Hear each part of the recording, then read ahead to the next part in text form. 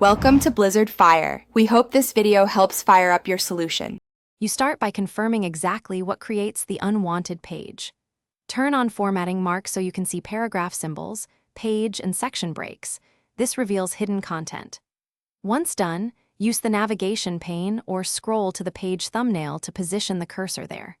You need to identify whether it's an extra empty paragraph, a manual page break, or a section break, because the removal method depends on that cause. Make sure you're editing the right spot before deleting anything. Now remove the element that creates the page. If you see empty paragraph marks, select them and press delete or backspace. Short, controlled deletions avoid disturbing layout. For a manual page break, click directly before it and press delete. If it's a section break, delete it but expect layout changes. Switch to draft view to make section breaks obvious. Once removed, check surrounding text to ensure headers, footers, and formatting remain correct. Undo immediately if anything shifts unexpectedly. Finish by verifying pagination and consistent formatting across the document.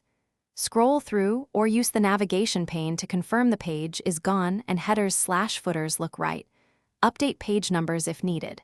If removing a section break altered margins or headers, use undo or restore the previous copy. Alternatively, reapply correct section formatting.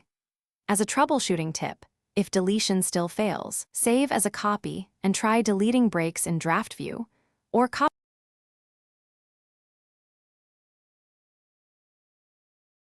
Thanks for watching. If you found this helpful, don't forget to like and subscribe.